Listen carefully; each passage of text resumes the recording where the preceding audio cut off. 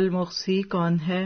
ہر چیز کا شمار رکھنے والا، گنتی کرنے والا، اپنے علم میں سب کچھ رکھنے والا۔ امیجن کیجئے ذرا، ہر چیز کا شمار رکھنے والا۔ ہم تو نوٹوں کو گنے، ہم تو ڈالرز کو گنے، ہم تو تولے گنے، ہم اپنی جائیدادوں کی لسٹیں بنائیں، یا پھر ہم اس کے اندر کچھ اور گن لیں۔ ہم تو نیکیاں بھی گن گن کے کریں اور انہی چیزوں کو لے کر چلیں، تو کیسے ہو سکتا ہے کہ پھر ایک انسان اللہ کے احساس سے رکے؟ اور اپنے علم میں سب کچھ رکھنے والا، یہ وہ ہستی ہے۔ اور اس کی دلیل لے لیجئے، سورۃ طلاق کی آیت 12 میں اللہ تعالیٰ فرماتے ہیں، اللہ الذی خلق سبع سماوات ومن الارض مثلہن یتنزل الامر بینہن لتعلموا ان اللہ علی کل شیء قدیر وان اللہ قد احاط بکل شیء علما۔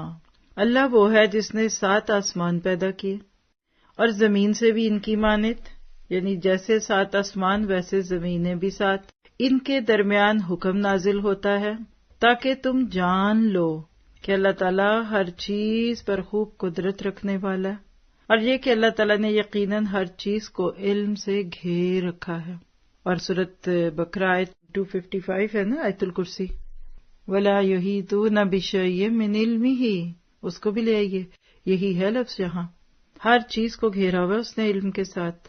تو المحصی کے اصطلاحی معنی دیکھیے، المحصی وہ ہستی، کون ہے وہ جو ان بے شمار اشیاء کا شمار رکھتا ہے جن کا شمار ممکن نہیں، اور ہر چیز سے باخبر ہے۔ امیجن کیجئے ذرا، سر پہ کتنے بال ہیں، جسم میں کتنے بلڈ سیل ہیں، کتنے ایٹمز ہیں، کتنے سیلز ہیں، سکن کے اوپر کتنے روئیں ہیں، پلکوں پہ بال کتنے ہیں، درختوں پہ پتے کتنے ہیں، اور ہر گرتے ہوئے پتے کو جاننے والا وہ ہستی جس کو ہر چھوٹی سے چھوٹی اور بڑی سے بڑی چیز کا پتہ ہے۔ امیجن تو کیجئے کیسے اللہ سبحانہ تعالیٰ آپ کو مجھے اس بہترین نام کے اوپر غور و فکر کا موقع دے رہے ہیں، اور ہمارے تو گناہوں کی حد نہیں، ہماری تو ناشکریوں کی حد نہیں، ہماری تو نافرمانیوں کی حد نہیں۔ اللہم بلغنا رمضان، اللہم بلغنا رمضان۔